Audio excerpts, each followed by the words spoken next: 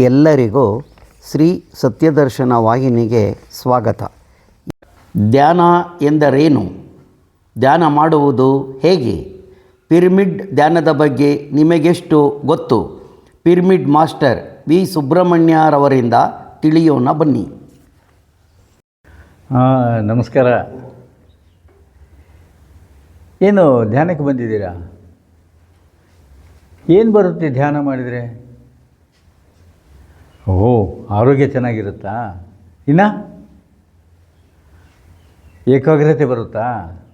ಸರಿ. ಇನ್ನು ಜ್ಞಾಪಕ ಶಕ್ತಿ ಹೆಚ್ಚಿಗಾಗುತ್ತಾ? ಓಕೆ, ಭಾಳ ಲಾಭಗಳಿದ್ದಾವೆ. ಆದರೆ ಮತ್ತು ಇಂಥ ಲಾಭಗಳು ಇರೋ ಈ ಧ್ಯಾನವನ್ನು ನಾವು ಹಬ್ಬ ಇದೆ, ನಾಳೆ ಮಾಡ್ತೀನಿ, ಆಮೇಲೆ ಊರಿಗೋಗಿ ಬಂದು ಮಾಡ್ತೀನಿ, ಆ ರೀತಿ ಅಲ್ಲ. ನಮ್ಮ ಜೀವನಚರ್ಯದಲ್ಲಿ ಒಂದು ಭಾಗ ಆಗಬೇಕು ಇದು. ಯಾವ ರೀತಿ? ಈಗ ಯಾರನ್ನು ಹೇಳ್ತಾರೆ ತಮಗೆ ಸ್ನಾನ ಮಾಡಿ, ಬ್ರಷ್ ಮಾಡ್ಕೊಳ್ಳಿ, ತಿಂಡಿ ತಿನ್ನಿ, ಆಫೀಸ್ಗೆ ಹೋಗಿ, ವ್ಯಾಪಾರಕ್ಕೆ ಹೋಗಿ ಅಂಥೇಳಿ ಯಾರನ್ನು ಹೇಳ್ತಾರೆ? ಆಟೋಮೆಟಿಕ್ಕಾಗಿ ನಿಮ್ಮ ದಿನಚರ್ಯದಲ್ಲಿ ಮಾಡ್ತೀರಲ್ಲ, ಆ ದಿನಚರ್ಯದಲ್ಲಿ ಈ ಧ್ಯಾನ ಒಂದು ಮಾಡ್ಕೋಬೇಕು. ಆವಾಗೇ ಇದರದ್ದು ನಮಗೇನು ಫಲ ಇಲ್ಲೋ ಅದೆಲ್ಲ ನಮಗೆ ಸಿಗುತ್ತೆ. ಓಕೆ, ಆಯಿತು. ಮತ್ತು ಧ್ಯಾನ ಮಾಡಿದಾಗ ಏನಾಗುತ್ತೆ? ಧ್ಯಾನ ಮಾಡಿದಾಗ ನಮ್ಮಲ್ಲಿರೋ ಒತ್ತಡ, ನಮ್ಮಲ್ಲಿರೋ ಟೆನ್ಷನ್ ಹೋಗ್ಬಿಡ್ತಾವೆ. ಅವೆರಡು ಖಂಡಿತ ಹೋಗ್ಬಿಡ್ತಾವೆ. ಯಾವಾಗ ಆ ಒತ್ತಡ ಟೆನ್ಷನ್ ಹೋಯಿತು ಅಂತಂದರೆ ಏನು ಉಳಿಯುತ್ತೆ? ಪ್ರಶಾಂತತೆ, ನೆಮ್ಮದಿ, ಪೀಸ್ ಆಫ್ ಮೈಂಡ್. ಆ ಪೀಸ್ ಆಫ್ ಮೈಂಡ್ ಇದ್ದರೆ ಏನಾಗುತ್ತೆ? ಆರೋಗ್ಯ ಚೆನ್ನಾಗಿರುತ್ತೆ. ಆರೋಗ್ಯ ಚೆನ್ನಾಗಿದೆ ಅಂದರೆ ಆನಂದವೇ ಆನಂದ. ಅಷ್ಟಕ್ಕನ್ನೇ ಏನು ಬೇಕಾಗಿದೆ ಜೀವನಕ್ಕೆ? ಸೊ ಅಲ್ಟಿಮೇಟ್ ಆನಂದ ನಮಗೆ ಸಿಗಬೇಕು ಅಂದರೆ ಈ ಧ್ಯಾನ ಮಾಡಬೇಕು. ಓಕೆ, ಆಯ್ತು ರೀ. ಎಷ್ಟೊತ್ತು ಮಾಡಬೇಕು? ಹೌದಾ, ಎಷ್ಟೊತ್ತು ಮಾಡಬೇಕು? ನಮ್ಮ ವಯಸ್ಸಿನ ಪ್ರಕಾರ 20 ವರ್ಷದವರು 20 ನಿಮಿಷ, 40 ವರ್ಷದವರು 40 ನಿಮಿಷ, 50 ವರ್ಷದವರು 50 ನಿಮಿಷ, ಈ ರೀತಿ ಮಾಡಬೇಕು. ಈ 60-70 ವರ್ಷ ಇದ್ದರೆ ಖಂಡಿತ 60 ನಿಮಿಷ 20 ನಿಮಿಷ ಮಾಡಬೇಕು. ಅಯ್ಯಯ್ಯೋ 70 ನಿಮಿಷ ನಮಗೆ ಅಭ್ಯಾಸ ಇಲ್ಲ. ಓಕೆ, ಅಭ್ಯಾಸ ಇಲ್ವಲ್ಲ? ಓಕೆ, 20 ನಿಮಿಷ ಮಾಡಿ. ಆಯ್ತಲ್ಲ? 20 ನಿಮಿಷ ಮಾಡೋಕ್ಕಾಗುತ್ತಾ? 20 ನಿಮಿಷ ಮಾಡಿ. ಒಂದು 5 ದಿವಸ ಪ್ರಾಕ್ಟೀಸ್ ಆದಮೇಲೆ 25 ನಿಮಿಷ, ಇನ್ನೊಂದು 5 ದಿವಸ ಪ್ರಾಕ್ಟೀಸ್ ಆಯಿತು 30 ನಿಮಿಷ. ಈ ರೀತಿಯಲ್ಲಿ 1 ತಿಂಗಳು 1.5 ತಿಂಗಳಲ್ಲಿ ನಮ್ಮ ವಯಸ್ಸೆಷ್ಟಿದೆಯೋ ಅಷ್ಟು ನಿಮಿಷ ಕೊಡೋದಕ್ಕೆ ನಿಮ್ಮ ಶರೀರ ಸಹಕಾರ ಕೊಡುತ್ತೆ. ಸಿಂಪಲ್ ಅಷ್ಟೇ, ಏನಿಲ್ಲ. ಓಕೆ, ಆಯಿತು. ಮತ್ತು ಯಾವ ಟೈಮಲ್ಲಿ ಮಾಡಬೇಕು? ಎಲ್ಲರೂ ಹೇಳಿಬಿಡ್ತೀವಿ ಬೆಳಿಗ್ಗೆ ಅಂಥೇಳಿ. ಆದರೆ ಈ ಮಾಡರ್ನ್ ಜಮಾನದಲ್ಲಿ ಆಗುತ್ತಾ? ಬೆಳಿಗ್ಗೆ ರಾತ್ರಿ 12 ಗಂಟೆವರೆಗೂ ಟಿ ವಿ ನೋಡ್ತೀವಿ, 1 ಗಂಟೆವರೆಗೂ ಮೊಬೈಲ್ ಮಾತಾಡ್ತೀವಿ, ಮತ್ತು ಎದ್ದೇಳೋಕ್ಕಾಗುತ್ತೆ ಬೆಳಿಗ್ಗೆ? ಇದೆಲ್ಲ ಗಮನದಲ್ಲಿಟ್ಕೊಂಡು ಗುರುಗಳು ನಿಮಗೆ ಯಾವಾಗ ಸಮಯ ಇದೆಯೋ 24 ಗಂಟೆಯಲ್ಲಿ ನಿಮಗೆ ಯಾವಾಗ ಬಿಡುವಿದೆಯೋ ಆವಾಗ ಮಾಡ್ಕೊಳ್ಳಿ ಅಂತ ಹೇಳಿದ್ದಾರೆ. ಎಷ್ಟು ಸಲೀಸಾಯ್ತಲ್ವ? No restriction of any time. ಮತ್ತು ಎಲ್ಲಿ ಮಾಡಬೇಕು? ಇಂಥ ಪಿರಮಿಡ್ಗೆ ಬಂದು ಮಾಡಬೇಕಾ? ಬೇಕಾಗಿಲ್ಲ. ನಿಮ್ಮ ಮನೆಯಲ್ಲಿ ಮಾಡ್ಬೋದು, ದೇವಸ್ಥಾನದಲ್ಲಿ ಮಾಡ್ಬೋದು, ಓಪನ್ ಏರಿಯಾದಲ್ಲಿ ಮಾಡ್ಬೋದು, ಸ್ಕೂಲು, ಕಾಲೇಜ್, PG, ನಾವು ಎಲ್ಲಿ ಕೆಲಸ ಮಾಡ್ತಾಯಿದ್ದೀವಿ ಅಲ್ಲಿ. So no place restriction. ಎಲ್ಲಿ ಬೇಕಾದರೆ ಅಲ್ಲಿ, ನಮಗೆ ಎಲ್ಲಿ ಇಲ್ಲಿ ಅನುಕೂಲ ಇದೆ, ಇಲ್ಲಿ ಕಂಫರ್ಟ್ ಇದೆ, ಸುಖ ಇದೆ, ಅಲ್ಲಿ ಕುಂತ್ಕೊಂಡು ಮಾಡೋದು. ಟೈಮಿಂಗು ಹೇಳಿದ್ನಲ್ಲ, 24 ಗಂಟೆಯಲ್ಲಿ ನಮಗೆ ಯಾವಾಗ ಬಿಡುವಿದ್ರೆ ಆವಾಗ. ಓಕೆ, ಮತ್ತು ಕೂಡೋದು ಎಂಥ ಆಸನದಲ್ಲಿ ಕೊಡಬೇಕು? ಏನೂ ಆಸನಗಳಿಲ್ಲ. ಕಂಫರ್ಟಬಲ್, ಸುಖವಂತವಾಗಿ ಕೊಡ್ಬೋದು. ಕೆಳಗೆ ಕೊಡ್ಬೋದು, ಗೋಡೆಗೆ ಅನ್ಕೊಂಡು ಕೊಡ್ಬೋದು, ಕುರ್ಚಿ ಮೇಲೆ, ಸೋಫಾ ಮೇಲೆ, ನಿಮಗೆ ಯಾವುದು ಚೆನ್ನಾಗಿ ಅನ್ನಿಸಿದರೆ, ಯಾವುದು ಸರಿ ಅನಿಸಿದೆ, ಯಾವುದು ಸುಖವಂತವಾಗಿದೆಯೋ ಆ ಸ್ಥಿತಿಯಲ್ಲಿ ನಾವು ಕೊಡ್ಬೋದು. ಮತ್ತು ಕುಂತು ಏನು ಮಾಡಬೇಕು? ಹೌದಾ? ಕೈಗಳಿಂಗ್ ಕ್ರಾಸ್ ಮಾಡ್ಕೋಬೇಕು, ಕಾಲಿಂಗ್ ಕ್ರಾಸ್ ಮಾಡ್ಕೋಬೇಕು. ಈ ಕಾಲಿರ್ಬೋದು, ಈ ಕಾಲಿರ್ಬೋದು. ನಮಗೆ ಸ್ವಲ್ಪ ತ್ರಾಸಾಯಿತು, ಚೇಂಜ್ ಮಾಡ್ಕೋಬೋದು, ಏನು ತೊಂದರೆ ಇಲ್ಲ. ಮತ್ತು ಇನ್ನು 3ನೇದು ಕಣ್ಣು ಮುಚ್ಚಬೇಕು. ಅದು ಭಾಳ ಇಂಪಾರ್ಟೆಂಟು. ಮತ್ತೇನು ಮಾಡಬೇಕು? ಕಣ್ಣು ಮುಚ್ಕೊಂಡು ನಡೆಯುವ ಉಸಿರಾಟವನ್ನು ಗಮನಿಸಬೇಕು. ನಡೆಯುವ ಉಸಿರಾಟ ಮತ್ತು ಇದು ಮಾಡಬಾರ್ದು. ಅದು ಪ್ರಾಣಾಯಾಮ ಆಗುತ್ತೆ, ಬ್ರೀತಿಂಗ್ ಎಕ್ಸಸೈಸ್ ಆಗುತ್ತೆ, ಅದು ಬೇಡ. ಕೇವಲ ಉಸಿರು ಒಳಗೆ ಹೋಗ್ತಾ ಇದೆಯಾ, ಬರ್ತಾ ಇದೆಯಾ, ಇಷ್ಟು ಮಾತ್ರ ನಾವು ಗಮನಿಸಿದರೆ ಅಪಾರವಾದ ವಿಶ್ವಶಕ್ತಿ ನಮ್ಮ ಈ ಬ್ರಹ್ಮರಂಧ್ರದಿಂದ ಶರೀರ ಒಳಗೆ ಬಂದು ಮೊದಲನೇದಾಗಿ ನಮ್ಮ ನಾಡಿ ಮಂಡಲವೆಲ್ಲ ಶುದ್ಧಿ ಮಾಡುತ್ತೆ. ನೆಕ್ಸ್ಟು ನಮ್ಮ ಇಮ್ಯುನಿಟಿ ಪವರ್, ರೋಗ ನಿರೋಧಕ ಶಕ್ತಿಯನ್ನು ಜಾಸ್ತಿ ಮಾಡುತ್ತೆ. ಇನ್ನು ಮೂರನೇದಾಗಿ ನಿಮ್ಮ ತಲೆಯಲ್ಲಿ ವರ್ಷಾನುಗಟ್ಟಲೆ ತುಂಬಿದೆ ಕಸ. ಏನ ಕಸ? ಕಾಮ, ಕ್ರೋಧ, ಲೋಭ, ಮೋಹ, ಮದ, ಮಾತ್ಸರ್ಯ. ಈ 6 ಗುಣಗಳೇ ಅಲ್ವರಿ ನಮ್ಮನ್ನೆಲ್ಲ ಕೆಡಿಸೋದು. ಮತ್ತು 6 ಗುಣಗಳು ಕ್ಲೀನ್ ಆಯಿತು ಅಂತಂದರೆ ಇದರಿಂದ ಏನಾಗ್ತೀರಿ ನೀವು? ಋಷಿ ಮುನಿಗಳಾಗ್ತೀರಾ. ಯಾವುದೇ ಸಿಚುಯೇಷನ್ ಆಯ್ತಪ್ಪ ನಾನು ಒಪ್ತೀನಿ ಅಂತೇಳಿ, ಯಾವುದೇ ಸಿಚುಯೇಷನ್ ನಾನು ಚಾಲೆಂಜ್ ತಗೊತೀನಿ. ಎಲ್ಲೋ ಹೋಗಿದ್ದೀರಾ, ಎಲ್ಲ ಸ್ಟ್ರೈಕ್ ಅಂದರು, ಆಟೋಗಳಿಲ್ಲ, ಬಸ್ಸುಗಳಿಲ್ಲ, ಏನೈತೆ ಬಿಡ್ರಿ ನಾನು ನಡ್ಕೊತ ಹೋಗ್ತೀನಿ ಅನ್ಬೋದು. ಚಾಲೆಂಜ್ ನಿಮಗಿರುತ್ತೆ. ಏನೋ ತಪ್ಪಾಗಿದೆ, ಬೈದು ಬಿಡ್ತೀವಿ, ಹೊಡೆಯೋಕ್ಕೆ ಹೋಗ್ತೀವಿ, ಇದೆಲ್ಲ ಮಾಡ್ತೀವಿ. ಧ್ಯಾನ ಮಾಡಿದವರು ಆ ರೀತಿ ಮಾಡಲ್ಲ. ಸಮಾಧಾನದಿಂದ ಆ ರೀತಿ ಮಾಡಬಾರ್ದಮ್ಮ, ಈ ರೀತಿ ಮಾಡ್ಕೋಬೇಕು ಅಂಥೇಳಿ ಭಾಳ ಸಮಾಧಾನದಿಂದ ಅವನಿಗೆ ನಂಬಿಸಿ ಹೇಳ್ತೀವಿ. ಸೊ ಕೋಪ ಅಂಬೋದು ಬರೋದಿಲ್ಲ, ದ್ವೇಷ ಅಂಬೋದು ಇರೋದಿಲ್ಲ, ಅಹಂಕಾರ ಅಂಬೋದು, ನಾನು ಎಂಬೋ ಅಹಂಕಾರ ಕೂಡ ಇರೋದಿಲ್ಲ. ಸೊ ಇವೆಲ್ಲ ನಮಗೆ ಸಿಗಬೇಕು ಅಂದರೆ ಈ ಧ್ಯಾನ ಮಾಡಬೇಕು. ಓಕೆ, ಆಯಿತು. ಮತ್ತು ಈ ಧ್ಯಾನ ನಾವು ಎಲ್ಲೇ ಮಾಡಲಿ 100% ಶಕ್ತಿ ನಮಗೆ ಸಿಗುತ್ತೆ. ಆದರೆ ಇದೇ ಧ್ಯಾನವನ್ನು ಪಿರಮಿಡ್ ಕೆಳಗಡೆ, ಅಂದರೆ ಏನು, ನಮ್ಮ ಬೆಂಗಳೂರು ಪಿರಮಿಡ್ ವ್ಯಾಲಿ ಅಂತ ಇದೆಯಲ್ಲ, ಅದರ ಕೆಳಗಡೆ ಮಾಡಿದರೆ ನಿಮಗೆ 3 ಪಟ್ಟು ಜಾಸ್ತಿ ಸಿಗುತ್ತೆ. ಹೌದ್ರಿ, ನಾವು ಅಂಥ ಪಿರಮಿಡಿಗೆ ಪ್ರತಿ ಸಲ ಹೋಗಬೇಕು ಅಂತಂದರೆ ಭಾಳ ಕಷ್ಟ ಅಲ್ಲ? ಹಾಂ, ಅಲ್ಲೇ ನೋಡು ಇಂಪಾರ್ಟೆಂಟ್ ಪಾಯಿಂಟು.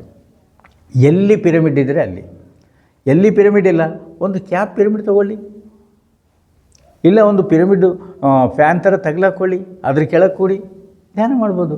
ಅದು ಕೂಡ 3 ಪಟ್ಟು ಜಾಸ್ತಿ ಶಕ್ತಿ ಸಿಗುತ್ತೆ.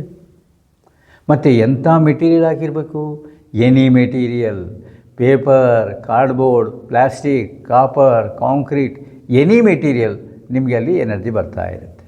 ಅದಕ್ಕಾಗಿ ಗುರುಗಳು ಹೇಳೋದೇನೆಂದರೆ ಪಿರಮಿಡ್ ಬಳಸಿಕೊಂಡ್ರೆ ನಿಮಗೆ 3 ಪಟ್ಟು ಜಾಸ್ತಿ ಶಕ್ತಿ ಸಿಗುತ್ತೆ.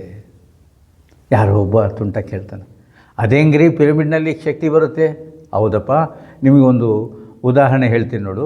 ಸೂರ್ಯನ ಮುಂದೆ ಒಂದು ಪೇಪರ್ ಇಟ್ಟಿದ್ದೀರಾ, ಏನಾಗುತ್ತೆ? ಏನೂ ಆಗಿಲ್ಲ. ಆ ಮಧ್ಯದಲ್ಲಿ ಒಂದು ಭೂತ್ ಕನ್ನಡಿ ಮ್ಯಾಗ್ನಿಫೈಯಿಂಗ್ ಗ್ಲಾಸ್ ಇಟ್ಟಿದ್ದೀರ ಅಂದ್ಕೊಳ್ಳಿ, ಏನಾಗುತ್ತೆ? ಆ ಪೇಪರ್ ಸುಡುತ್ತೆ. ಹೆಂಗಾಯ್ತದು? ಆ ಸೂರ್ಯಕಿರಣಗಳೆಲ್ಲ ಒಂದು ಮಾಡಿಕೊಂಡು ಆ ಗ್ಲಾಸು ಇದರ ಮೇಲೆ ಪ್ರಭಾವ ತೋರಿಸ್ತಾ ಇದೆ, ಅದಕ್ಕಾಗಿ ಅದು ಸುಡ್ತಾ ಇದೆ. ಅದೇ ರೀತಿಯಲ್ಲಿ ಇದು ಒಂದು ಗೋಲ್ಡನ್ ಆ್ಯಂಗಲ್ ಅಂತಾರೆ. 51 ಡಿಗ್ರೀಸ್ 52 ಮಿನಿಟ್ಸ್ 10 ಸೆಕೆಂಡ್ಸ್ ಅಂಥೇಳಿ ಒಂದು ಡಿಸೈನ್ ಮಾಡಿದ್ದಾರೆ. ಯಾರು? ಏನ್ಸಿಸ್ಟರ್ಸ್, ಯಾರೋ ಏಂಜಲ್ಸೋ ಯಾರೋ ಡಿಸೈನ್ ಮಾಡಿದ್ದಾರೆ. ಅದರ ಪರ್ಟಿಕ್ಯುಲರ್ ಆ್ಯಂಗಲ್ ಐತೆ ಅಂತಂದರೆ ಅಲ್ಲಿ ಎನರ್ಜಿ ಹೆಚ್ಚಿಗೆ ಬರ್ತಾ ಇರುತ್ತೆ. ತಾವು ಗಮನಿಸ್ರಿ, ಎಲ್ಲಿಗೇನ ದೇವಸ್ಥಾನಕ್ಕೆ ಹೋಗಿ ಗರ್ಭಗುಡಿಯಲ್ಲಿ ಪಿರಮಿಡೇ ಮಾಡಿರ್ತಾರೆ ಮಾಸ್ಟರ್ಸ್. ಎಷ್ಟೋ ಮನೆಗಳು ಪ್ರಶಾಂತವಾಗಿರಬೇಕು ಅಂತಂದರೆ ಆ ಶೇಪ್ನಲ್ಲಿ ತೊಗೊಂಡು ಬಂದಿರ್ತಾರೆ.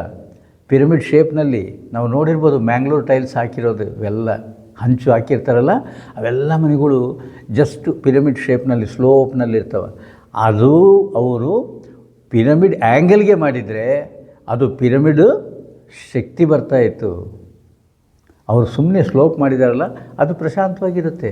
ಆದರೆ ಪರ್ಫೆಕ್ಟ್ ಆ್ಯಂಗಲ್ಗೆ ಮಾಡಿದರೆ ಇನ್ನೂ ಹೆಚ್ಚಿನ ಶಕ್ತಿ ಅವರು ಪಡಿಬೋದು.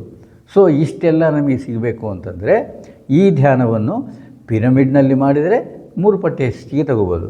ಇಲ್ಲ ರೀ, ನಮಗೆ ಪಿರಮಿಡ್ ಸಿಕ್ಕಿಲ್ಲ, ಆಯಿತು, 100% ಎನರ್ಜಿ ಗ್ಯಾರಂಟಿ ಅಲ್ವಾ? ಎಲ್ಲಿಗೆ ಬೇಕಾದರೆ ಅಲ್ಲಿ ಕುಂತ್ಕೊಂಡು ಧ್ಯಾನ ಮಾಡ್ಬೋದು.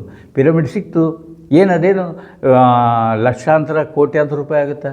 ಜಸ್ಟ್ 100-200 ರೂಪಾಯಿ ನಿಮಗೆ ಸಿಗುತ್ತೆ. ಮ್ಯಾಕ್ಸಿಮಮ್ ನಾವು ಕುಂತ್ಕೊಂಡು ಒಂದು ಹ್ಯಾಂಗಿಂಗ್ ಪಿರಮಿಡ್ನಲ್ಲಿ ಮಾಡಬೇಕು ಅಂತಂದರೆ 1,000 ರೂಪಾಯಿ ಆಗಿರ್ಬೋದು. ಎದಕ್ಕಾಗಿ ನಾವು ಖರ್ಚು ಮಾಡ್ತಾಯಿದ್ದೀವಿ? ನಮ್ಮ ದೇಹದ ಆರೋಗ್ಯಕ್ಕಾಗಿ, ನಮ್ಮ ನೆಮ್ಮದಿಗಾಗಿ ನಾವು ಮಾಡ್ತಾಯಿದ್ವಿ. ಮತ್ತು ಇಷ್ಟು ಮಾತ್ರ ಖರ್ಚು ಮಾಡೋಕ್ಕಾಗಲ್ವ? ಹಾಸ್ಪಿಟ್ಲ್ಗಳಿಗೆ ಯಾಕೆ ಇಡಬೇಕು ಕೋಟ್ಯಾಂತರ ರೂಪಾಯಿ, ಲಕ್ಷಾಂತರ ರೂಪಾಯಿ? ಸಿಂಪಲ್ನಲ್ಲಿ ಇದಾಗತ್ತಲ್ಲ, ಪ್ರತಿಯೊಂದೂ ಪರಿಷ್ಕಾರ ಆಗುತ್ತೆ. ಆರೋಗ್ಯ ಪರಿಷ್ಕಾರ ಆಗುತ್ತೆ, ಸಮಸ್ಯೆಗಳು ಪರಿಷ್ಕಾರ ಆಗುತ್ತೆ. ಏನು ಎಲ್ಲಿ ಬೇಕಂದ್ರೂ ಅಲ್ಲಿ ನೆಮ್ಮದಿ ತಗೋಬೋದು. ಜಸ್ಟ್ ನಾವು ಬೆಳಿಗ್ಗೆ ಆಫೀಸ್ಗೋ ಇಲ್ಲ ಸ್ಕೂಲ್ಗೋ ಬರ್ತಾ ಇರುವಾಗ ಹೆಂಗಿರ್ತೀವಿ? ಫ್ರೆಶ್ ಆಗಿರ್ತೀವಿ. ಅದೇ ಮನೆಗೆ ಹೋಗುವಾಗ ಅಯ್ಯೋ ಭಾಳ ಸುಸ್ತಾಗಿದ್ದಾರೆ ಅಂತೀವಿ. ಆ ಮನೆಗೆ ಹೋಗೋ ಮುಂಚೆ ನಿಮ್ಮ ಆಫೀಸು ಸ್ಕೂಲ್ನಲ್ಲೋ ಒಂದು 10 ನಿಮಿಷ ಕುಂತ್ಕೊಂಡು ಧ್ಯಾನ ಮಾಡಿ. ಬೆಳಿಗ್ಗೆ ನೀವು ಹೆಂಗೆ ಫ್ರೆಶ್ ಆಗಿ ಬಂದಿರ್ತೀರೋ ಮನೆಯಿಂದ ಆ ರೀತಿ ಮನೆಗೆ ಹೋಗ್ಬೋದು. ನೋಡಿ, ಪ್ರಯತ್ನ ಮಾಡಿ. ನಿಮ್ಗೆ ಏನು ಬೇಕೋ ಅದೆಲ್ಲ ನಮಗೆ ಇದರಲ್ಲಿಂದ ಸಿಗುತ್ತೆ. ನಿಮಗೆ ಏನೋ ಸಮಸ್ಯೆ ಇದೆ, ಏನು ನಮಗೆ 3 ಸ್ಥಿತಿಗಳು ಇದ್ದಾವೆ ಮಾಸ್ಟರ್ಸ್. ಯಾವುದು? ಒಂದು ಕಾನ್ಷಿಯಸ್, ಎಚ್ಚರಿಕೆಯಿಂದ ಇರೋದು, ನಾವೆಲ್ಲ ಮಾತಾಡ್ತಿದ್ವಲ್ಲ, ಇದು ಎಚ್ಚರಿಕೆ, ಕಾನ್ಷಿಯಸ್ ಸ್ಟೇಟ್ ಅಂತಾರೆ. ಇನ್ನೊಂದು ಸುಷುಪ್ತ ಅವಸ್ಥಾ, ಸಬ್ ಕಾನ್ಷಿಯಸ್ ಮೈಂಡ್. ಆ ಸಬ್ ಕಾನ್ಷಿಯಸ್ ಮೈಂಡ್ ಅಂದರೆ ನೀವು ಧ್ಯಾನಕ್ಕೆ ಕೂತಿರ್ತೀರ, ಫ್ಯಾನ್ ಸೌಂಡು, ಮಾತಾಡೋದು ಎಲ್ಲ ಕೇಳಿಸ್ತಾ ಇರುತ್ತೆ, ಆದರೆ ಕಣ್ಣು ತೆಗಿಯೋಕ್ಕೆ ಇಷ್ಟ ಆಗಲ್ಲ, ಬಹಳ ಆನಂದವಾಗಿದೆ. ಆ ಸ್ಥಿತಿಯನ್ನು ಸುಷುಪ್ತಾವಸ್ಥಾ ಅಂತಾರೆ, ಸಬ್ ಕಾನ್ಷಿಯಸ್ ಮೈಂಡ್ ಅಂತಾರೆ. ಆವಾಗ ನೀವು ಪ್ರಕೃತಿಗೆ ಕನೆಕ್ಟ್ ಆಗಿರ್ತೀರ, ನೇಚರ್ಗೆ. ಆವಾಗ ನೀವು ಏನು ಕೇಳಿದ್ರೂ ಅದೆಲ್ಲ ಮ್ಯಾನಿಫೆಸ್ಟ್ ಮಾಡಿ ಕೊಡುತ್ತೆ.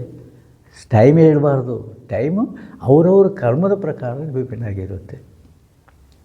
ನಾವು ಎಷ್ಟೋ ಕರ್ಮ ಮಾಡಿದ್ದೀವಿ. ನನಗೆ ಹೆಡೇಕ್ ಸಮಸ್ಯೆ ಇದ್ದೀರಿ, ನಾನು ಅರ್ಧ ಗಂಟೆ ಮಾಡಿದ್ದೀನಿ, 3/4 ಗಂಟೆ ಮಾಡಿದ್ದೀನಿ, ನಾನು ವಯಸ್ಸಿನಷ್ಟು ಮಾಡಿದ್ದೀನಿ, ನನಗೆ ಹೋಗಿಲ್ಲ ರೀ. ಹೌದ್ರಿ, ಹೆಚ್ಚಿಗೆ ಮಾಡಬೇಕು. ಯಾಕೆ ಅಂದರೆ ನಿಮ್ಮ ಕರ್ಮಗಳು ಟನ್ಗಟ್ಟಲೆ ಇದ್ದ ಮೇಲೆ ಹೆಚ್ಚಿಗೆ ಹೊತ್ತು ಮಾಡಬೇಕು. ಏನೋ 1 kg 2 kg ಕರ್ಮ ಐತೆ, ಒಂದು 1 hour 1/2 hour ಮಾಡಿದರೆ ಸಾಕಾಗುತ್ತೆ. ಈ ರೀತಿಯಲ್ಲಿ ನಾವು ಪಿರಮಿಡ್ನ ಬಳಸಿಕೊಂಡು ಹೆಚ್ಚಿಗೆ ಶಕ್ತಿ ಪಡಿಬೋದು. ಓಕೆ, ಇನ್ನೂ ಏನು ಬೇಕಾಗಿದೆ? ಕೆಲವರು ಪ್ರಶ್ನೆಗಳು ಕೇಳ್ತಾರೆ, ಕೈಯಾಗೆ ಕ್ರಾಸ್ ಮಾಡಬೇಕು, ಕಾಲ್ಯಾಕೆ ಕ್ರಾಸ್ ಮಾಡಬೇಕು, ಕಣ್ಯಾಕೆ ಮುಚ್ಚಬೇಕು? ಅವ್ರಿಗೂ ಸಮಾಧಾನ ಹೇಳಬೇಕಲ್ಲ. ನಾವು ಸಮಾಧಾನ ಹೇಳಿಲ್ಲ ಅಂದ್ಕೊಳ್ಳಿ, ಇವ್ರಿಗೆ ಗೊತ್ತಿಲ್ಲ ನಮಗೇನು ಹೇಳ್ತಾರೆ ಇವರು ಧ್ಯಾನ ಅಂಥೇಳಿ ಅಂದ್ಕೊತಾರೆ. ಅವರು ಏನು ಹೇಳ್ತಾರೆ ಅಂತಂದರೆ, ಭಗವದ್ಗೀತೆಯಲ್ಲಿ ಪುರೋಹಿತರು, ಅರ್ಚಕರು, ದೊಡ್ಡವರು, ಆಧ್ಯಾತ್ಮಿಕವೇತ್ತರು ಈ ರೀತಿ ಕೊಡಬೇಕು, ಈ ಮುದ್ರೆ ಹಾಕ್ಕೊಂಡು ಕೊಡಬೇಕು ಅಂತಾರ ಧ್ಯಾನಕ್ಕೆ. ನೀವೇನ್ರಿ ಹೀಗೆ ಹೇಳ್ತಾ ಇದ್ದೀರಾ? ನಮ್ಮ ಗುರುಗಳು ಕೂಡ ಇದೇ ರೀತಿ ಮಾಡ್ತಾಯಿದ್ರು. ಆದರೆ ನಮ್ಮದು ರಿಸರ್ಚ್ ಮೈಂಡ್ ಅಲ್ಲ, ನಾರ್ಮಲ್ ಮೈಂಡ್. ಅವ್ರದ್ದು ರಿಸರ್ಚ್ ಮೈಂಡ್. ಹೌದು, ಆ ಧ್ಯಾನಕ್ಕೆ ಕೂತಾಗ ಈ ಮುದ್ರೆ ಹಾಕ್ಕೊಂಡು ಅವರಿಗೆ ಒಂದು 10% ಕೈಲಿಂದ ಹೋಗ್ತಾ ಇರೋದು ಅಬ್ಸರ್ವ್ ಮಾಡಿದರು. ಅವಾಗೇನು ಮಾಡಿದರು? ಈ ಕೈಗಳು ಹಿಂಗೆ ಕ್ರಾಸ್ ಮಾಡಿದರು, 10% ಸೇವ್ಡು. ಸೊ ಯಾಕೆ ವೇಸ್ಟ್ ಮಾಡ್ಕೋಬೇಕು ಬಂದಿದ್ದ ಶಕ್ತಿಯನ್ನು? ಸೊ ಈ ರೀತಿ ಕೈ ಮುಗಿಟ್ಕೊಂಡ್ರೆ ಸರ್ವೋಯಿತು. ಅದೇ ರೀತಿ ಕಾಲು ಕೂಡ ಅಷ್ಟೇ, ನಾರ್ಮಲ್ ಆಗಿಟ್ಟರೆ 10% ಲಾಸ್, ಕ್ರಾಸ್ ಮಾಡಿದರೆ 10% ಸೇವ್ಡು. ಮತ್ತು ಕಣ್ಣು ತೆಗೆದ್ರೆ 80% ಏನಾಗ್ತದೆ ಹೋಗುತ್ತೆ, ಕಣ್ಣು ಮುಚ್ಕೊಂಡ್ರೆ 80% ಸೇವ್ಡು. ಸೊ 80 + 10 + 10 100% ನಮ್ಮ ಬಾಡಿ ಒಳಗೆ ಇರುತ್ತೆ. ಇದು ವಿಷಯ ಅಂತ ತಿಳಿಸಿದರೆ ಅವರಿಗೆ ಕ್ವಶ್ಚನ್ ಇರೋದಿಲ್ಲ. ಆಯಿತಾ? ಇನ್ನು ಉಸಿರಾಟವನ್ನೇ ಯಾಕೆ ಗಮನಿಸ್ಬೇಕಪ್ಪ? ನಮ್ಮ ಹಿರಿಯರು ಭಾಳ ಆಧ್ಯಾತ್ಮಿಕದಲ್ಲಿರೋರು, ನಮ್ಮ ಗುರುಗಳ ಫೋಟೋ ಇಟ್ಕೋಬೋದು, ನಮ್ಮ ಮನೆ ದೇವ್ರ ಫೋಟೋ ಇಟ್ಕೋಬೋದು ಅಂತ ಯಾರಾದರೂ ಕೇಳಿದ್ರು ಅಂದ್ಕೊಳ್ಳಿ, ಅದಕ್ಕೆ ಒಂದು ಸಮಾಧಾನ ಹೇಳಬೇಕು. ಈಗ ನಮಗೆ ಗೊತ್ತಿರೋ ಜನಗಳಲ್ಲಿ ಯಾರೋ ಕೆಲವರಿಗೆ ಕಾಲಿಲ್ಲ, ಜೀವನ ನಡೆಸ್ಕೊತಾ ಇದ್ದಾರೆ ಇಲ್ವಾ? ಎಸ್, ನಡೆಸ್ತಾ ಇದ್ದಾರೆ. ಕೆಲವರಿಗೆ ಕಣ್ಣಿಲ್ಲ, ಜೀವನ ನಡೆಸ್ಕೊತಾ ಇದ್ದಾರೆ. ಕೆಲವರಿಗೆ ಕಿವಿ ಇಲ್ಲ, ಜೀವನ ನಡೀತಾ ಇದೆ. ಕೆಲವರಿಗೆ ಬಾಯಿ ಇಲ್ಲ ಮಾತಾಡೋದಕ್ಕೆ, ಜೀವನ ನಡೀತಾ ಇದೆ. ಕೆಲವರಿಗೆ ಉಸಿರಿಲ್ಲ, ಆಗತ್ತಾ? ಇಲ್ಲಲ್ಲ. ಅದಕ್ಕೆ ಉಸಿರಂದರೆ ಏನು? ಚೈತನ್ಯ. ಚೈತನ್ಯ ಅಂದರೆ ಕಾನ್ಷಿಯಸ್ನೆಸ್. ಕಾನ್ಷಿಯಸ್ನೆಸ್, ಚೈತನ್ಯ ಅಂದರೆ ಏನು? ಇಂಟರ್ನಲ್ ಮೀನಿಂಗ್ ಭಗವಂತ. ಅಂದರೆ ನೀವೇನು ಮಾಡ್ತಾಯಿದ್ದೀರಾ? ಭಗವಂತನನ್ನು, ಗಾಡ್ನ ಇಂಡೈರೆಕ್ಟಾಗಿ ನೀವು ಗಮನಿಸ್ತಾ ಇದ್ದೀರಾ. ಯಾವಾಗ ನೀವು ಗಾಡ್ನ ಗಮನಿಸ್ತಾ ಇದ್ದೀರೋ ಏನೆಲ್ಲ ಕೊಡಲ್ಲ, ಎಲ್ಲ ಕೊಡ್ತಾರೆ. ಅದಕ್ಕಾಗಿ ನಮ್ಮ ಗುರುಗಳು ಹೇಳೋದು, ಕೇವಲ ನಿಮ್ಮ ಶ್ವಾಸವನ್ನು ಗಮನಿಸಿ ಎಲ್ಲ ನಿಮಗೆ ಸಿಗುತ್ತೆ ಅಂಥೇಳಿ. ಸೊ ಅದಕ್ಕಾಗಿ ನಾವು ಆ ರೀತಿ ಮಾಡಬೇಕು. ಓಕೆ, ಧನ್ಯವಾದ. ನೀವಿನ್ನು ನಮ್ಮ ವಾಹಿನಿಗೆ ಚಂದಾದಾರರಾಗಿಲ್ಲದಿದ್ದರೆ ಚಂದಾದಾರರಾಗಿ. ಧನ್ಯವಾದಗಳು.